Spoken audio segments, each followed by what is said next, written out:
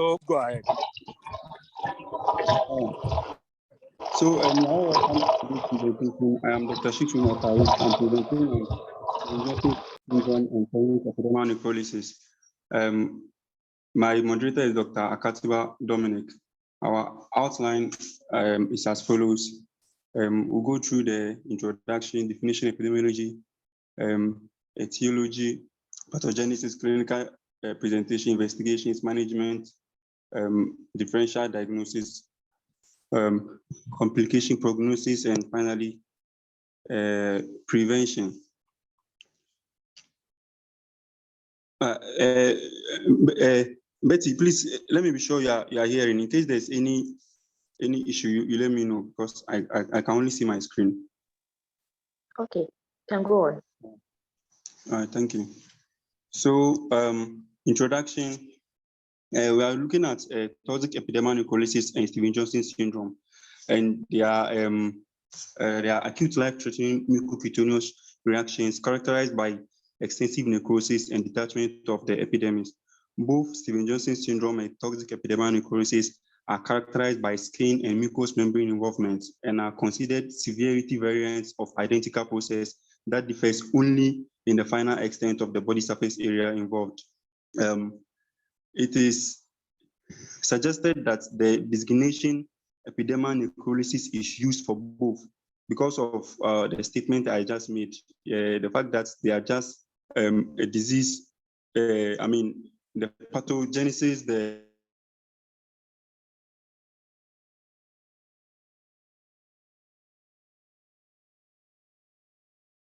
differentiating factor, the extent of surface area involved. So the term epidermal is proposed to represent both of them, and other literatures use SJS, TEN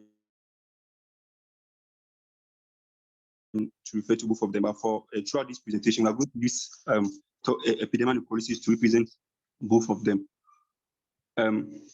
So according to a widely accepted classification, Stevens-Johnson syndrome and toxic epidermal necrolysis are considered a disease continuum and are distinguished chiefly by severity based upon the percentage of body surface affected by blisters and erosions. SJS is the less severe condition in which the skin involvement is less than 10% of the body surface, with toxic epidermal necrolysis which involves detachment of greater than 30% of the body surface area. SJS/TEN overlap describe patients with detachment of 10 to 30% of body surface area. With regards to the epidemiology, epidermal necrolysis is actually rare. The overall incidence of Stevens-Johnson syndrome, toxic epidermal necrolysis, and the overlap was estimated to be 2 to 7 cases per million people per year. EN can actually occur at any age, with the risk increasing after 40 years, and it's more frequently affecting women, showing a male to female ratio of 1:2. The incidence of epidermal necrolysis is much higher among HIV-infected individuals and patients with active cancer. The overall mortality rate among patients with EN is approximately 30%, with 10% for Stevens-Johnson's and up to 50% for toxic epidermal necrolysis. Increasing age, significant morbidity, and the level of skin involvement correlates with poor prognosis. With regards to the etiology, medications are the leading trigger of epidermal necrolysis in both adults and children. More than 100 different drugs have been implicated, but fewer than a dozen high-dose medications account for a half of cases of EN in Europe.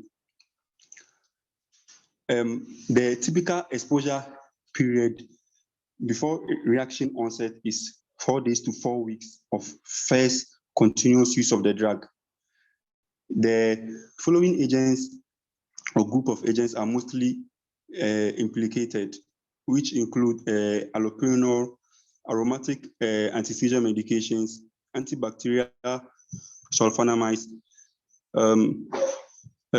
nevirapine, and then oxycam NSAIDs. In children, sulfonamide, antimicrobials, phenobab, carbamazepine, and lamotrigine have been indicated. The role of infectious agents in the development of epidermal necrosis is much less prominent than for erythema multiformes. However, mycoplasma pneumonia infection is the next common cause of EN, particularly in children. Group A, beta hemolytic streptococcal infections and viral infections have been implicated to also cause epidermal necrolysis. About 1/3 of cases of epidermal necrosis have the cases not identified. That's the idiopathic causes. This is a table that shows the medications and the risk of epidermal necrolysis. So a grouping has been done to illustrate high-risk medications, lower-risk medications, doubtful risk medication, and medications that have no evidence of risk with epidermal necrolysis. So these medications have been mentioned earlier. I mean, high-risk medications, as mentioned, includes allopurinol. Low-risk medications include acetic acid NSAIDs like diclo. Doubtful risk medications include paracetamol and others, and medications that have no risk of being involved with epidermal necrosis include aspirin, furosemide, beta blockers, among others. The risk factors for epidermal necrosis include HIV, and patients with HIV infections have been reported to have an increased risk of drug reactions and a 100-fold higher risk of being affected by epidermal necrosis than the general population. Malignancies has been implicated as a risk factor, with patients that have active malignancy have an increased risk of epidermal necrosis, with the highest risk for patients with hematological cancers. Genetic susceptibilities plays an important role in the development of EN for a few high-risk medications. A strong association has been drawn between HLA-B1502 and epidermal necrolysis induced by carbamazepine, and association has also been drawn between HLA-B5801 and epidermal necrolysis induced by allopurinol. High doses of medications and systemic lupus erythematosus has also been implicated as a risk factor. The pathogenesis of epidermal necrolysis is as follows. The pathologic mechanisms that induce the skin damage in epidermal necrolysis is incompletely understood. An idiosyncratic delayed hypersensitivity reaction has been implicated in the pathogenesis of epidermal necrolysis. Drug metabolites may have a direct toxic effect or may act as haptens that interacts with host tissues, rendering them antigenic.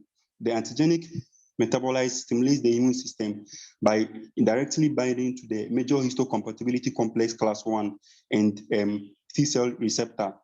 This results in the clonal expansion of a population of drug-specific cytotoxic T-cells that kill keratinocytes directly and indirectly through treatment of other cells. Hello. Sorry to interrupt. Please move. The slides are not moving. Thank you. We can continue. Okay. All right. And so, as I was indicating, the antigenic metabolites stimulate immune system by directly binding to the major histocompatibility complex class 1 and T-cell receptors. This results in the clonal expansion of a population of drug-specific cytotoxic T-cells that kill keratinocytes directly and indirectly through the recruitment of other cells that release soluble death mediators, including granulysin. The death of keratinocytes cause separation of the epidermis from the dermis, Once apoptosis ensues, the dying cells provoke recruitment of more chemokines. This can perpetuate the inflammatory process, which leads to extensive epidermal necrolysis. So the recent medications are actually targeting the mediators of keratinocyte apoptosis. And so we have to take a detailed look at the examples of the mediators involved in the apoptosis. So drug-specific CD8 cytotoxic T cells and natural killer cells are thought to be the major inducers of keratinocyte apoptosis. Soluble fast ligands, perforin or granzymes, and chemonecrosis factor alpha have been proposed as mediators for extensive keratinocyte apoptosis in EN.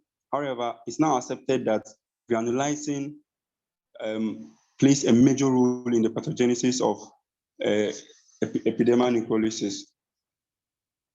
With regards to clinical features, epidermal necrolysis clinically begins within 8 weeks, usually 4 to 30 days after the onset of drug exposure for the first time. There is usually 1 to 14 days prodrome, during which fever, usually exceeding 39 degrees Celsius, sore throat, rhinitis, chills, headache, malaise, and vomiting may be present. In some patients, an exanthematous eruption can be the leading sign of EN. And usually, fever of greater than 38 degrees Celsius, mucositis, skin tenderness, and blistering should be some features that should alert the clinician that this is likely a case of Stevens-Johnson syndrome or toxic epidermal necrolysis. Photophobia, conjunctival itching or burning, and adenophagia, it's also commonly implicated in patients with epidermal necrolysis. Patients with genitourinary involvement may complain of dysuria and inability to void. With regards to clinical, cutaneous lesions, the skin lesions typically begin with ill-defined coalescing erythematous macules with purpuric centers, although many cases of EN may present with a diffuse erythema. The skin lesions usually start on the face and the thorax before spreading to other parts of the body and are symmetrically distributed. The scalp is typically spread with the palm and soles really involved.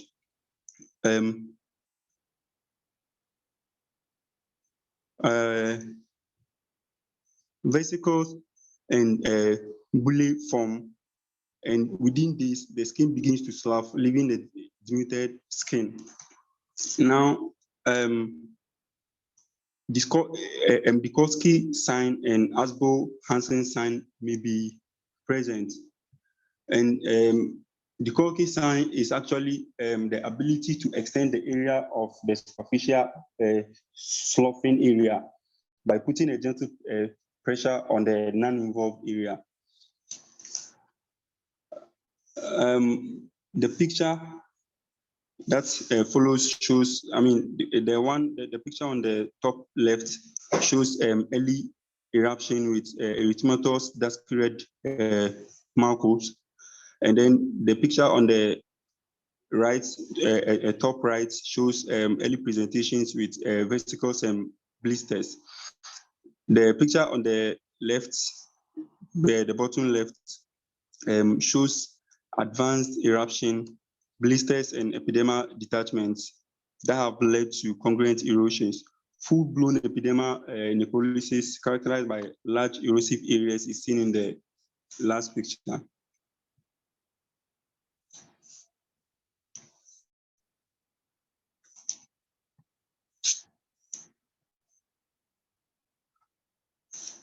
So this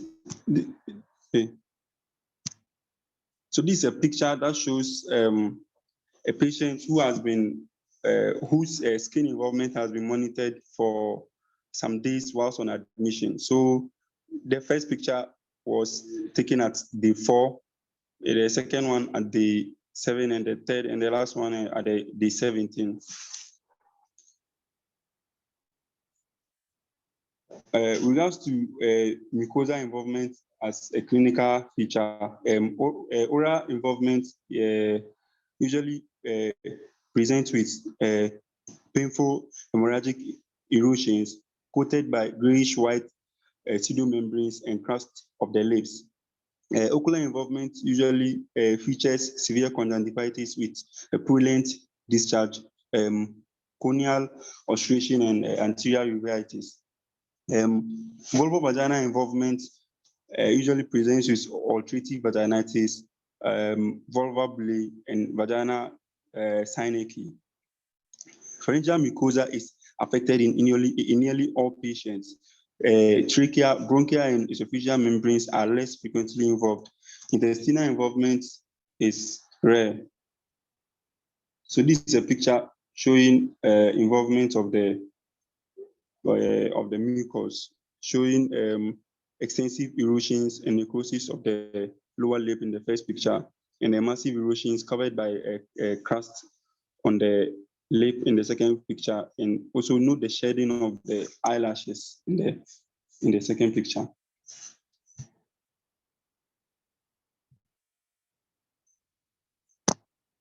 With regards to investigations, there is actually no determined diagnostic investigations, although skin biopsy is actually used to confirm diagnosis. It's actually used to rule out other, other differentials.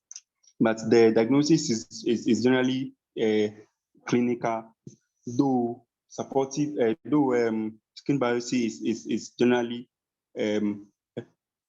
assist in the diagnosis of EN. Now, the following are some of the the supportive investigations that are done. Usually, full blood count is done, and typically we seem to see anemia and lymphopenia being involved in patients with epidermal necrolysis. Neutropenia is present in approximately 1/3 of patients with epidermal necrolysis. Also, BU and creatinine usually will show us electrolyte imbalances with usually increase in the level of urea, which is a sign of poor prognosis if the value of urea is greater than 10 millimoles per liter. Blood sugar test is usually done at frequent interval, and usually hyperglycemia seems to be common in patients with EN. Skin wound culture, blood cultures, and urine cultures are usually done at regular interval to help pick out infections in patients with EN. Polymerase chain reaction and serology for mycoplasma pneumonia infections is done usually in children. ESR and C-reactive proteins are checked to help with the diagnosis of infection in CN. Chest X-ray is usually done, which helps to pick out pneumonia and interstitial lung diseases, which is one of the complications of epidermal necrolysis.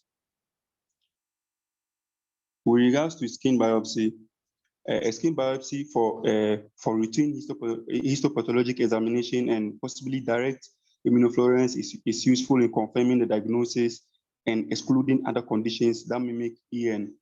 In the early stages of the disease, apoptotic keratinocytes are scattered in the basal layer of the epidermis, and there is a perivascular mononuclear inflammatory infiltrate in the papillary dermis composed primarily of T lymphocytes. As the lesions progress, frank subepidermal bullae develop with full thickness epidermal necrolysis.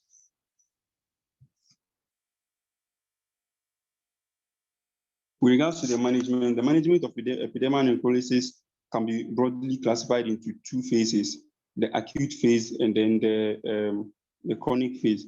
So during the acute phase, there is actually a progressive worsening of the cutaneous detachment and mucositis, which occur usually within 5 to 7 days, followed by disease arrest and epithelialization.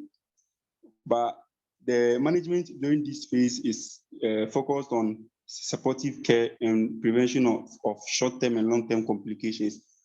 The chronic phase usually looks at management principle, including the screening and treatment of these complications in order to maintain the quality of life. So the acute management involves a multidisciplinary team, which usually includes the dermatologist who makes the diagnosis, and then the burn specialists, plastic surgeons, internal medicine specialists are all involved in directing the inpatient care. To date, because of the lack of consensus on the proposed therapeutic modalities, intensive supportive management and withdrawal of the offending drug remains the criterion standard. Supportive care is the cornerstone of the management, and it includes wound care, fluid and electrolyte management, nutritional support, temperature management, pain control, infection prevention and management, and then ocular care. Regards to fluid and epidermal, fluid and electrolytes imbalance, fluid replacement is actually essential to prevent end organ hypoperfusion and shock, and strict intake or input and output monitoring should be instituted. In the first 24 hours, fluid requirements are estimated to be 2 mL per kg per body surface area involved. And subsequently, the fluid should be titrated according to the patient's response and urine output, aiming for a urine volume of 0.5 to 1 mL per kg per hour. Serum electrolyte monitoring and appropriate correction is done at frequent interval. With regards to temperature management, room temperature should be maintained between 28 to 38 degrees Celsius to prevent excessive caloric expenditures due to epidermal loss and to prevent hypothermia. Heated air body warmers may be used to help with the temperature control. The nutritional supplementation should be initiated early enough to support metabolic disturbances and promote healing. The estimated caloric requirement is 20 to 25 kilocalories per kg per day during the early catabolic phase, and then 25 to 30 kilocalories per kg per day during the anabolic phase. If required, an NG tube should be passed to help with the feeding. With regards to pain control, the choice of analgesia is dependent on the level of pain, and usually the aim is to give medications that will keep the pain to be less than or equal to 2. Now, the scoring is basically what we usually do during history taking, when you ask the patient to scale the pain between 0 to 10, and 10 being the severest pain the person has experienced before. And in this case, actually, pain of more than or equal to 4 is considered moderate to severe, and pain less than 4 is considered mild. So for mild pains, non-opioid analgesics like paracetamol can be given, and for moderate and severe pain, opioids are the drug of choice.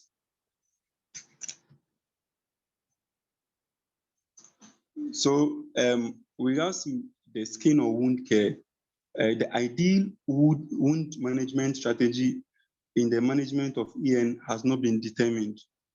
And so wound care for patients with EN varies among centers and can broadly be divided into surgical and conservative approaches. So with regards to the surgical approach, the vitalized epidermis is removed via operative debridement or manual scrubbing. And biological membranes, example, allografts, are applied to the dermis following debridement. Conservative approach actually involves the treatment where detached and detachable epidermis is left in situ as biological dressings. And additional non-adhesive dressings may be used to promote healing. So usually it's encouraged that gentle cleansing of the skin with sterile water and diluted chlorhexidine should be performed at each dressing. Large bullae may be deblistered and drained without deroofing the bullae. Petroleum impregnated gauze is traditionally used as the primary dressing in many centers. Prevention and treatment of infections involves sterile handling and use of antiseptic solutions containing chlorhexidine or silver nitrate preparations for dressing. Prophylactic systemic antibiotics are actually not recommended because of the fact that the disease was actually caused by medications, and we are very careful with with throwing medications at the patient. Repeated cultures of the skin as well as blood catheters, gastric and urinary tubes should be obtained at regular intervals to allow early detection of infection. Commonly isolated pathogens include Staph aureus and Pseudomonas. Signs of bacteremia include hypothermia, confusion, hypotension, and reduced urinary input, as opposed to the traditional markers of sepsis where fever, elevated white cell counts, and ESR are the markers. The choice of antibiotics is actually directed by the culture result. With regards to the ocular management, repeated ophthalmic evaluation of all patients with suspected EN should be performed.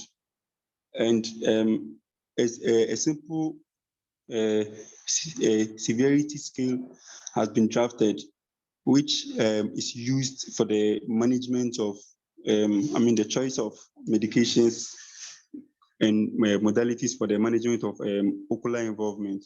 So for patients, for EN patients with no ocular involvement, we score them as 0.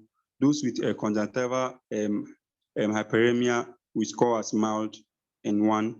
And then those either with ocular surface epithelial defect or pseudomembrane formation are scored at 2, and those with both epithelial defect and pseudomembrane formation are scored 3 and very severe.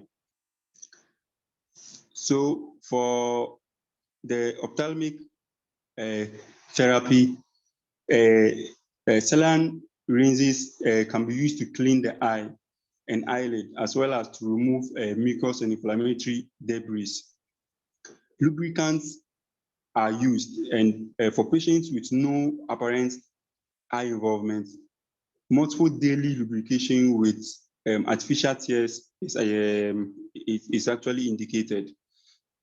And topical corticosteroids and antibiotics is used for patients with conjunctival hyperemia, that's the grade 1.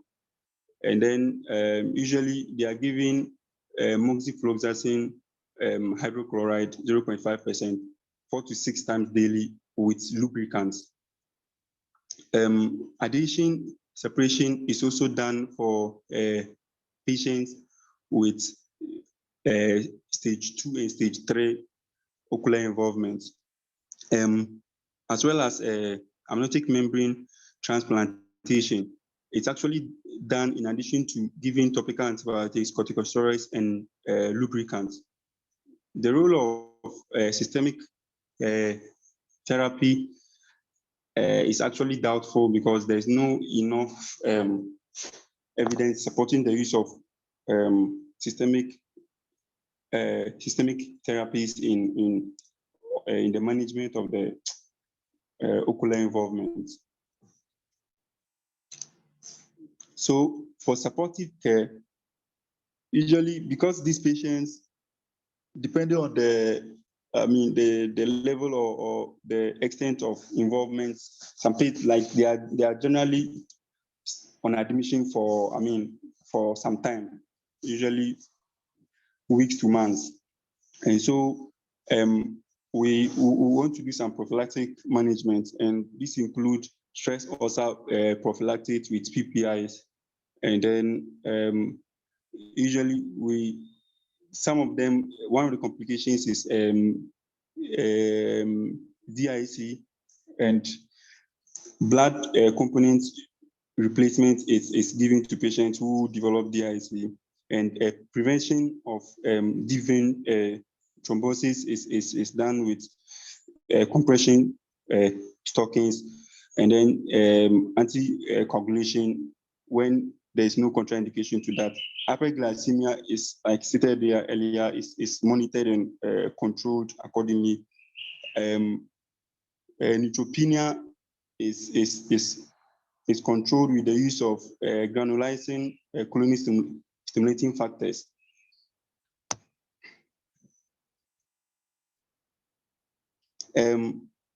Regards to adjuvant pharmacologic therapies, there is no established pharmacologic treatment for epidermal necrolysis. Just that the following therapies have been suggested. That's the use of systemic corticosteroids, the use of intravenous immune globulin, cyclosporins, plasmapheresis, and then anti-tumor necrosis factor alpha agents. Systemic steroids. There is varying regimens of systemic corticosteroids have been used for the treatment of epidermal necrolysis. These actually include the use of prednisolone 60 to 250 milligram per day for 2 to 12 days, intravenous dexamethasone 1.5 milligram per kg per day for 3 days, and then intravenous methylprednisolone 250 to 1 gram per day for 3 days. However, the efficacy of systemic corticosteroids has not been proven. Thus, routine use of systemic corticosteroids cannot be recommended. Cyclosporins have also been suggested in the management of EN, and the use of cyclosporins early in the course of the disease has consequently been advocated by some experts.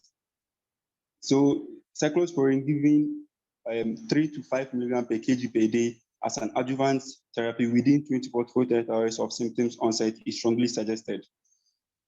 The mechanism of action of cyclosporin is actually believed to be involved in the inhibition of T cell activation, therefore preventing the production and release of cytokines, which play a critical role in the pathogenesis and propagation of epidermal necrosis. Intravenous immune globulins was actually initially proposed as a treatment for EN based on the hypothesis that the Fas ligand was the main mediator of widespread keratinocyte apoptosis. Only that it's now widely accepted that granulizing is the main mediator of apoptosis. And so the use of IVIG 2 to 4 grams per kg over 2 to 5 days is actually not recommended, even though it was proposed earlier. Tumor necrosis factor inhibitor, that's 5 milligram per kg of infliximab has been proposed, and then etanercept given in a single dose of 50 milligrams subcutaneous was used successfully in a small number of patients. There has been the proposal of intravenous immune globulins plus systemic corticosteroids, only that the use has not been supported by a lot of experts. Plasmapheresis has also been reported to be beneficial in a small series and case reports of toxic epidermal necrolysis. And this is actually done, or the process involves a removal of a toxin such as drug and drug metabolites and other cytotoxic mediators has been proposed as the mechanism of action. So the following are the recommendations by up-to-date 2020 with regards to the adjunctive pharmacological therapy. So beyond supportive care, we suggest cyclosporins rather than other systemic adjuvant therapies for patients with epidermal necrolysis. Oral cyclosporins at doses of 3 to 5 milligrams per kg should be given early in the course of the disease. And for patients in whom the use of cyclosporins is contraindicated, etanercept is an alternative option. The use of systemic corticosteroids in the management of epidermal necrolysis remains uncertain, and thus routine use of systemic corticosteroids cannot be recommended. We suggest not using IVIG for the management of epidermal necrolysis. And the role of IVIG in combination with systemic steroids needs to be further investigated. So the differential diagnosis for epidermal necrolysis includes erythema multiforme, erythroderma, and erythematous drug eruptions, acute generalized erythematous pustulosis, generalized bullous fixed drug eruption, and phototoxic eruptions. The table here shows the grouping of the likely differential diagnosis of epidermal necrolysis, with the most likely differentials where the lesion is limited. That's for Steven-Johnson syndrome. If the lesion is less than 10%, the likely differentials is erythema multiforme and varicella. And then for widespread toxic epidermal necrolysis, the likely differentials is actually acute generalized erythematous pustulosis. Other differentials to consider are paraneoplastic memphigos, and then also some differentials to rule out usually include thermal bends. So with regards to the complications of epidermal necrolysis, I mean, we've covered most of this during the presentation. Is usually dehydration, which is actually usually occurs as a result of a massive loss of fluids through denuded skins. We spoke about electrolyte imbalance, infections, gastroenterologic complications usually present with small bowel ulcerations, chronic perforations, and small bowel interceptions. Genitourinary complications usually involve renal failure and can involve renal tubular necrosis. Pulmonary complications involve pneumonia and interstitial pneumonitis. And DIC, as indicated earlier, usually occurs, and the main cause is usually sepsis. With regards to prognosis, the overall hospital mortality rates for epidermal necrolysis is actually 20-25%, varying from 5% for Steven-Johnson's and more than 30% for toxic epidermal necrolysis. Prospective follow-up has shown an additional abnormally increased mortality in a 3 months period for hospital discharge, which seemed to result from a negative impact of EN or prior severe conditions, for example, malignancies. A prognosis scale, that's the Scotting severity of illness score, toxic epidermal necrolysis has been suggested, and the usefulness has been confirmed by many teams. So with regards to the Scotting score, the parameters involved include age of greater than 40, and each parameter has a score of 1. Age of greater than 40%, heart rate of greater than 120 beats per minute, cancers or hematological malignancies,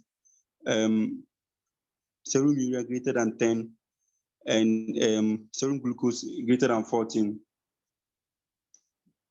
So with regards to the mortality rates in correspondence with the Scotting, a score of 0 to 1 has a mortality rate of 3.2, and a score of 2 has a mortality rate of 12.1. A score of 3 has a mortality of 35.8, and a score of 5 has a very high mortality of 90%. With regards to prevention, primary prevention is only feasible in population where a strong association has been established between simple genetic markers and the risk of epidermal necrolysis. Secondly, prevention is important for patients who have experienced epidermal necrolysis before. And the most important issue in evaluating drug causality for these patients include the use of a clinical criteria for establishing drug causality, which include the duration of treatment before onset, that's usually 4 to 30 days, absence of prior intake, and the use of a drug known for being associated with high risk. Because of the recent indications for genetic susceptibility for the development of epidermal necrolysis, prescriptions of the offending agents to family members should be avoided.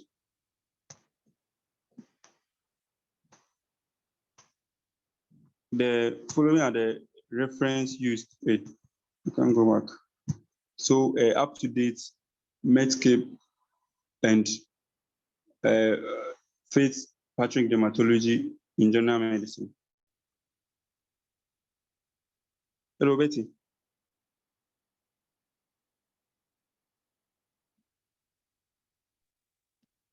Okay, thank you, Dr. Sheesu, for a great presentation. We will now pause for questions. If you have any questions, you can put them in that box, or you can raise your hand so that I will unmute you.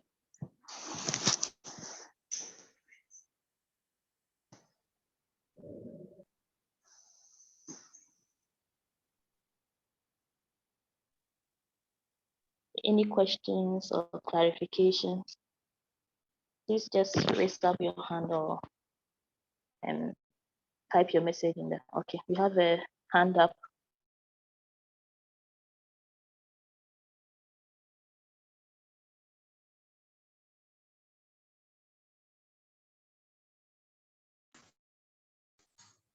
Hello, good evening.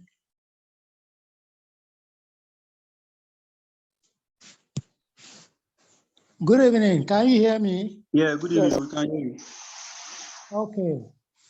Thank you very much for this very good presentation. My interest is public health. What is the burden of Stevens-Johnson syndrome in Ghana, and which areas is it more of a problem? I don't know whether you got my question. Yes, please, I do. Okay. The burden and the areas where it is more a problem. Thank you, Dr. Sheesu. Yeah, so with regards to the areas, Stevens-Johnson syndrome and toxic epidermal necrolysis is actually a dermatological condition, and this actually managed usually by the dermatologist, which I don't know of a dermatologist in the northern part of Ghana. But with regards to the public health issues, that's like the epidemiology of Stevens-Johnson syndrome. You should know that usually when it comes to it's actually a condition that is not common worldwide, and specifically it's not also common in Ghana here. And so because of that, there's no much information with regards to the prevalence rate and all that in Ghana. Like the epidemiological information basically doesn't exist. I sat on that during the preparation, but I didn't get information about the incidence and prevalence in Ghana. And but I know Konfanache and Kolibu can give some relevant information, because once I was a student and with my 1 year work experience in Tamale Teaching Hospital, I saw only one case of Steven-Johnson syndrome. I don't know whether Dr. Afon and Boss can answer me.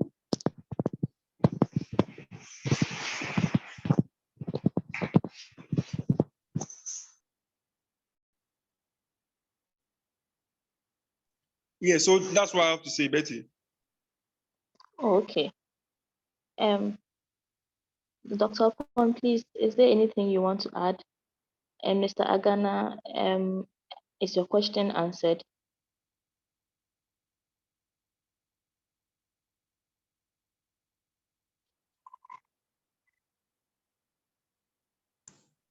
My question is well answered. Thank you very much, Dr. Sheesu. Okay, thank you. Thank you. We have another question in the chat box from Abdul Rauf Suleimana. Does EN benefit from topically applied medications in the management? If yes, what are the recommended topical medications? Thank you. So thank you, Abdul Rauf Suleimana, for joining in. Dr. Sheesu, what do you have to say concerning this?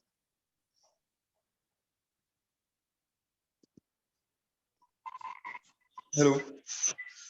Yes, Hello. we can hear you. Yeah. So as indicated during the presentation, with regards to the cutaneous lesions for the Steven-Johnson syndrome, usually we actually have two main ways of managing it, and usually it's either debridement is done, and then biological agents are used, or we just leave, like we just do some cleaning with saline and chlorhexidine. We don't use topical medications as such. We just use a petroleum gel to infiltrate gauze and apply on the affected areas. And the how do you call it? Like the therapeutic medications are actually what I was like what the presentation covered, like the cyclosporins and the systemic corticosteroids. But we don't use a particular topical medication to apply to those areas. No. So Dr. Sheesu, what you're trying to How. say is our usual Vaseline gauze and then some other medications, but no topical medications, right? Yes, no topical medications. All right. Yes. Mr. Abdurrauf, I hope your question is answered. Thank you. Let me see. Okay. All right. We still welcome questions. If you want to, if you have any question, you can put your hand up and then I will unmute you. In the meantime, if you want the presentation to be sent to you, the link has been posted in the chat box. Kindly fill it and then you would receive the presentation.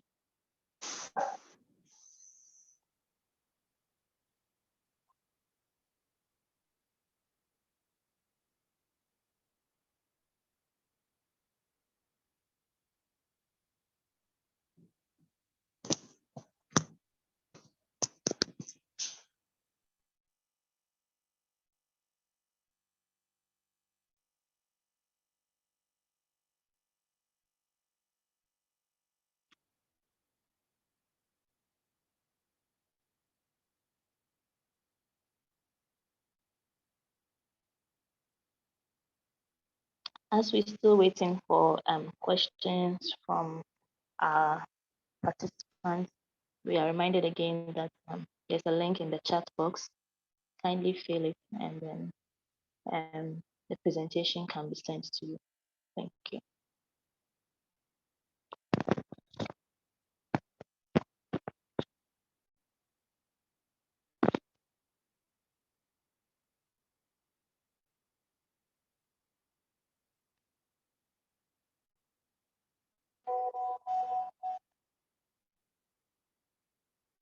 Today, unfortunately, our moderator is at a site where the network is very bad. So unfortunately, we don't have it online. Dr. Upon, do you have any closing remarks as we still wait for Yeah, Dr. Ben, I'm back online. Hello. yes, boss. Hello. Yes, boss, we can hear you. Yes, boss, we can Yeah. hear you. Yeah. So, like I was saying, the antibiotics he spoke about, the most common ones that causes Steven Johnson syndrome in our setting here, the aminopenicillin, the amoxicillin, and then ampicillin. These are antibiotics I think we can educate our clients on to avoid buying them from the chemical shops. But I think it all is a great presentation, and I applaud Dr. Sheesu for a great work. I agree. Thank So you. if they, oh, I'd like to ask a Abdul question. Wahab, yes, please go ahead. Hello, I'd like to ask a question. Yes, go ahead. We can hear you. Okay, so since we don't have enough epidemiological information about Steven Johnson syndrome or TEN syndrome, when trying to collect data on it, would you recommend that all those patients that we classify as TEN syndrome or Steven Johnson syndrome should have been diagnosed in the right way? Like he Can said, you you have to take. once again? Okay, so in his presentation, he mentioned that to diagnose it, you will have to take skin scrapings for histopathology and so many other things. But then in clinical practice, I realized that we just diagnose based on the presentation of the skin lesions. We don't go so much into doing investigations for TEN syndrome or Steven Johnson syndrome. So if you want to conduct maybe research or epidemiological studies on it, would you recommend that all those people that we diagnose as TEN syndrome or Steven Johnson syndrome should have gone through the right channels of impression is okay in collecting data for it? Yeah, if Okay. I can, Is it the clear? diagnosis of Johnson syndrome and then that of TEN is basically clinical. But when we do the Okay. biopsy for necrotic epithelium, Yes. so once you do the biopsy and you find necrotic epithelium, it's diagnosis Steven Johnson syndrome. So you don't need much to diagnose it. It's mostly clinical. Okay. So we can get ahead to take data about it. All right. Thank you. Sure. And so to just to add to that, one of the major criterion used in the diagnosis is the exposure to medications. Usually, as I stated in the medications in the presentation, usually the person would have been exposed to, number one, a high risk medication, and the exposure would have been within 4 days to 4 weeks. Okay, and so like determining the drug causality is very important as part of the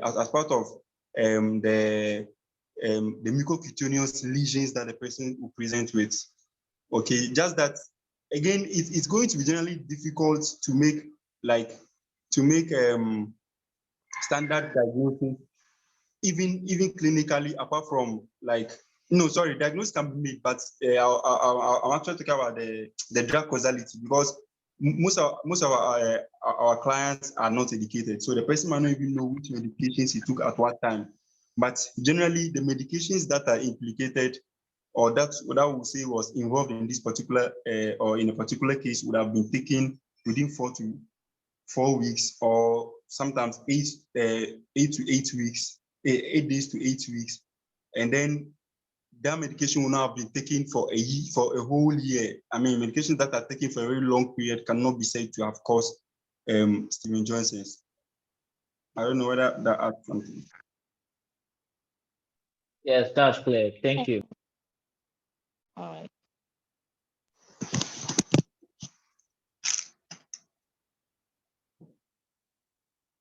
Any other questions? We are reminded again to fill the link in the chat box so that the presentation can be sent to us.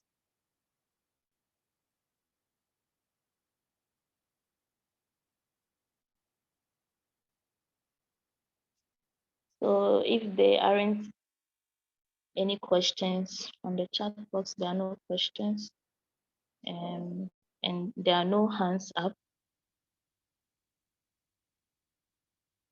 All right. So we've spent exactly 58 minutes, and I think we are within the time frame. So we are grateful to everybody for making the time to join us today. We hope that we were able to learn something that will help us in the management of our patients. And join us again next week as we bring you another educative presentation. Thank you all for participating and have a good evening.